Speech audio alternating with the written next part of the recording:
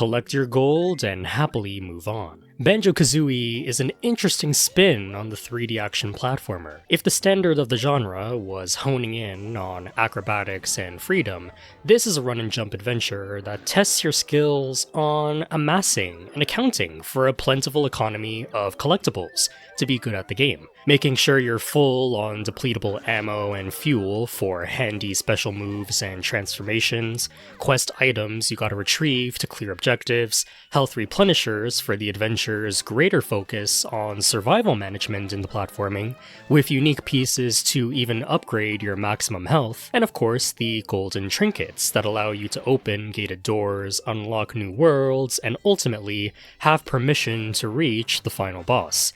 There are even 5 Jinjo things that worm their way into this economy somehow. But for as important as seemingly every collectible piece in this game technically is, nothing is truthfully treated like a climatic goalpost. You don't trudge your way through an arduous quest line to collect a sacred golden jiggy, then fade to black as you reconvene for the next treasure hunting operation.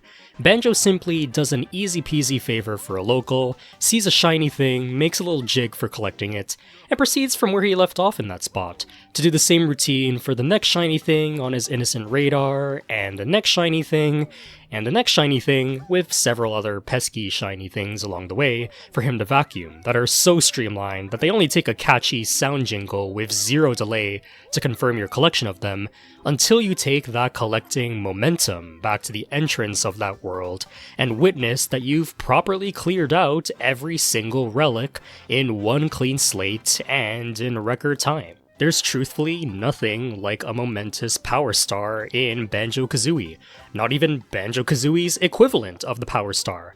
Everything is as trivial to snag as a catchy coin out in the open, but with the twist that they're all embedded with the significance of something like a power star. And that's by far the most addictive, impressive, and stylish aspect of Banjo-Kazooie's gameplay, this quality of life feature that prevents any catharsis, but also no dilly-dallying, and urges you to keep the flow of your treasury, and thus your adventure, going. Now, it'd be one thing if this super efficient gameplay structure was paired with talented playable protagonists and intricately layered level, mission, and enemy design to bring out the best of their skills.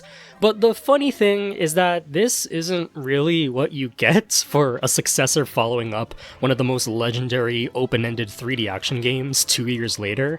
Banjo and Kazooie are ordinary Joes at best and total pathetic misfits at worst.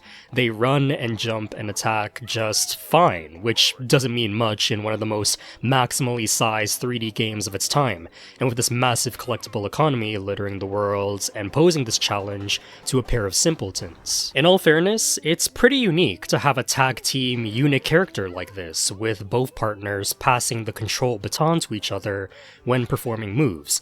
But Banjo himself is one of the most plain and passable run-and-jump performers you'll ever control, while Kazooie has the cool height, flight, and speed you'd expect out of a cool new playable animal character in a video game.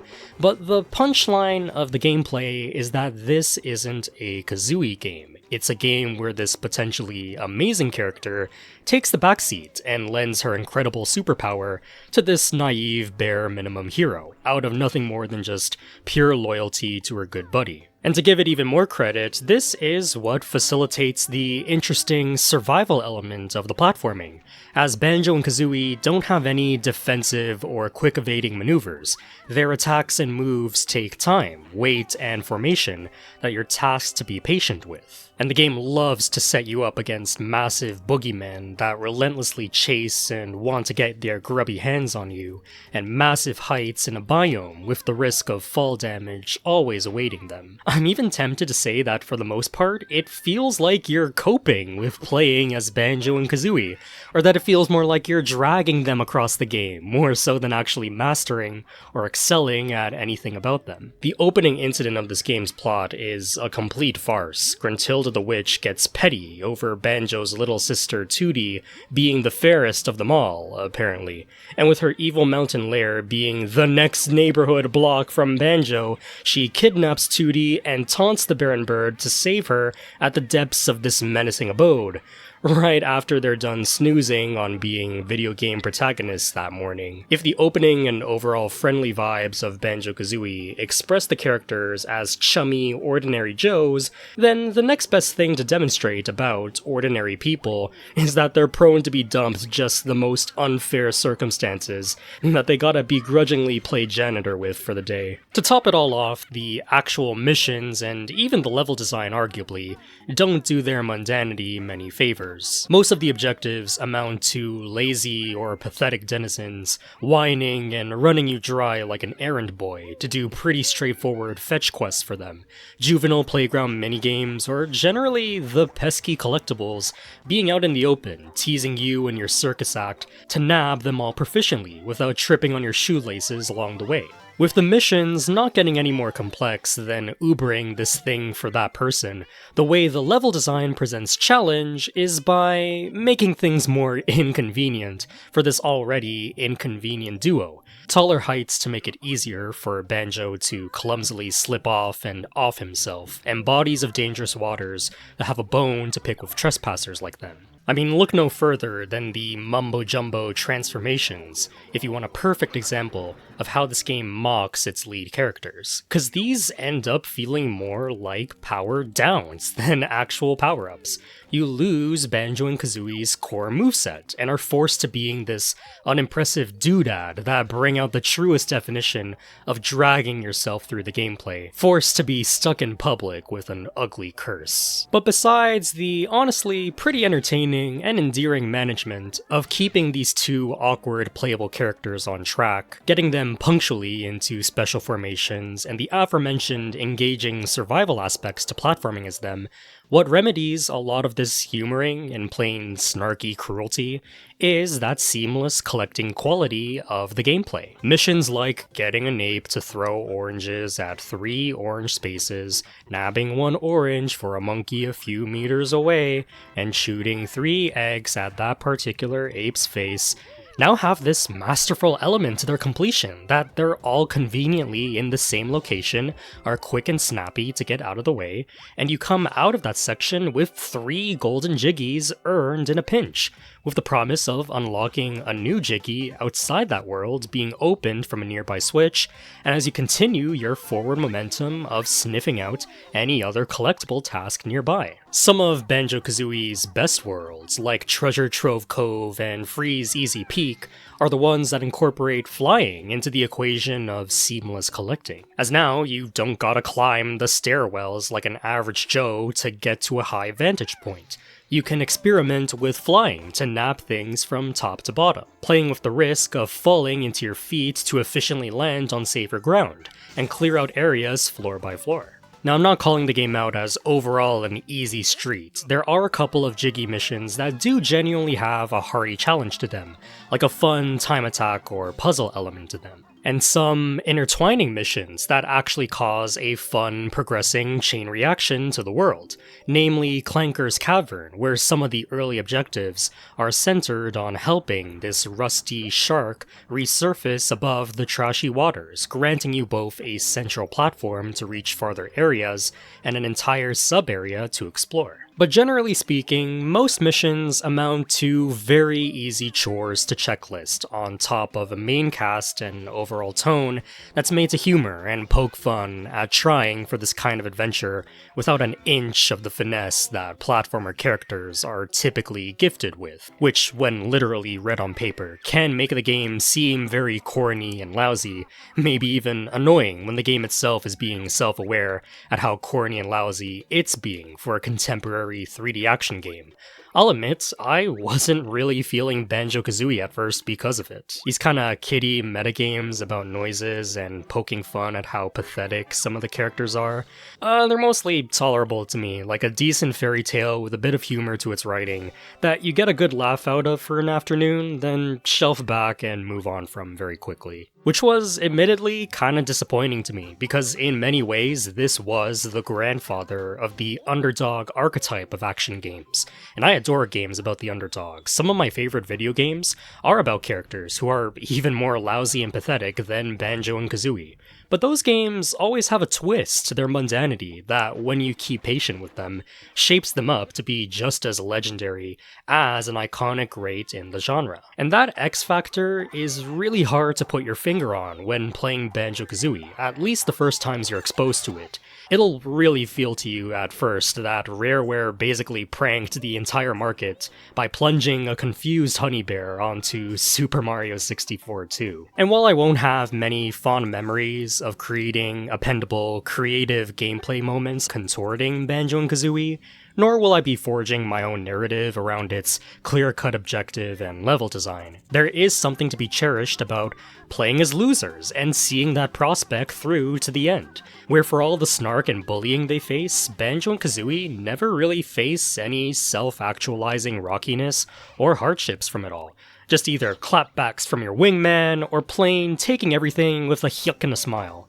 And what ties that all together, and ultimately what's the underlying underdog quality of Banjo-Kazooie, is how buttery smooth its collecting aspect ends up being in practice.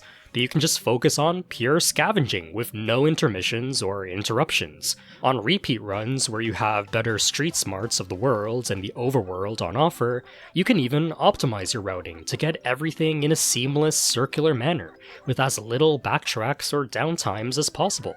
And just generally speaking, even when you're not aiming for 100% completion, it's just fun and convenient to have a game make collecting and accounting so invisible and streamlined that you end up impressing yourself over how much you've been able to amass without even noticing at times how far you've come. And when marathoning the gameplay for a session, I sometimes feel a bit drained that I have to put the game down and stop my collecting momentum. That's how impactful this one simple aspect of the gameplay ends up being. But of course, that stylish aspect is pretty invisible, and something you'll have to grow to appreciate amidst a very alternative and at times satirical brand of action platformer. It's not hard for me to fantasize about a version of Banjo-Kazooie with this wonderful collecting system and fun, flexible, and amenable action platforming, making it an overall true successor to something like Nintendo's Super Mario 64, and probably the platformer of my dreams if they were able to successfully incorporate the underdog angle to all of that. As it stands though, I love the core collecting design, and some of the early worlds are truly built well around it, while others, towards the end of the game, tend to stray away from a clear circular slate, and force Banjo and Kazooie to tread through some annoying rooms to buffer in and out of, or large stretches of land with no real way to escalate it, once again making things inconvenient for the inconvenient, which does kinda overwhelm my sessions with Banjo-Kazooie around that point of the campaign. While Mario defined how cool and personalized 3D action can be, Banjo chimed into that golden notion by suggesting that not every platforming hero is gonna be some star-studded independent acrobat. Sometimes you'll just take control of a pair of awkward bozos, where the actual focus is on how limited they are and how many shortcomings they gotta cope with in the gameplay. That may not be something I'll always jive with, but I do think it's an attempt worth sharing. We needed to be reminded that sometimes fun action gameplay doesn't purely come from mission or enemy design, but that the flow and momentum of the gameplay and objectives can carry the enjoyment alone. Most importantly though, in the context of Banjo-Kazooie specifically, we needed to be shown that there are just straight up bullies in the world of action gaming that will try to put you down for the most petty and undeserving reasons, and that there are playable partnerships and friendships out there that aren't necessarily designed with amazing chemistry between both parties in mind, but instead are made to emphasize loyalty and trust between two misfits who either can't make it on their own or would end up cutting out a lot of corners and thus memories in their journey if they were let out of their nylon cage easily. Banjo-Kazooie isn't the most flexible or freeform 3D platformer. It's not going to be one you'll boot up today to append more tech to its meta or whatever, but it's definitely the one where a timeless friendship stands out the most as its guiding principle. Sometimes you need a game about two weirdos who stick together through thick and thin, and sometimes you just need an endgame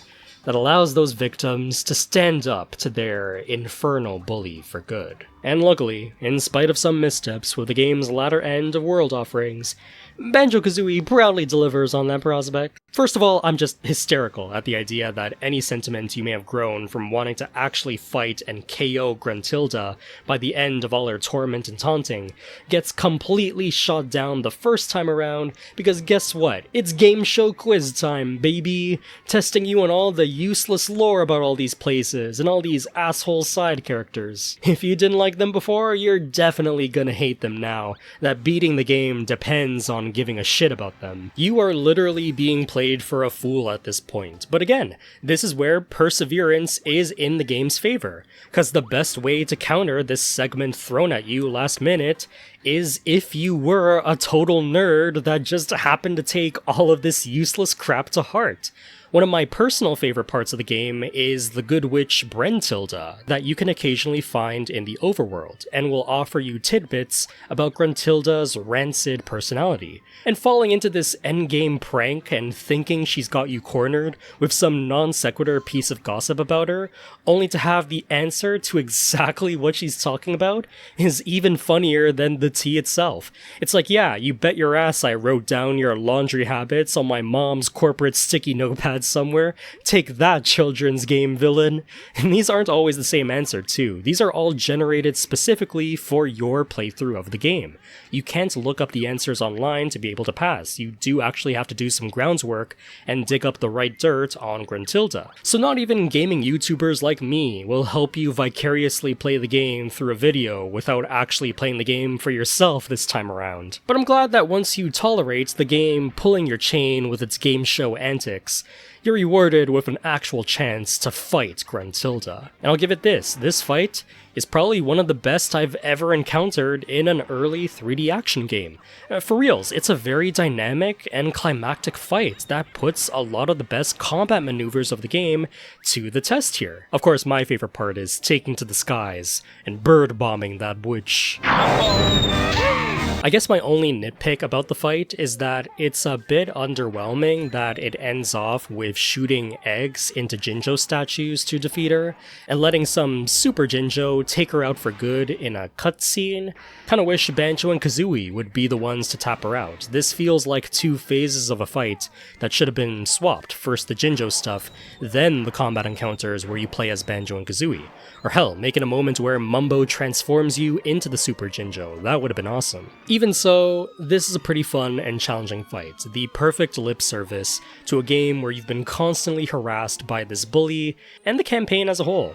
Getting to the very top when fate probably denied simpletons like you from doing so, and being exceptional enough to that fate that you watch your nemesis tumble all the way down to your original level, buried deeper under a boulder for good measure, cutting to our silly friends maxing and relaxing on the beach after all of it, and you can't help but root for the underdog here. If there's one thing I really respect about this game, it's that Banjo goes for the gold, then goes for even more gold, blissfully unaware of how rich and streetwise they've actually become by the top of the mountain. They may not have style or grace, but there's no denying a well-earned ace.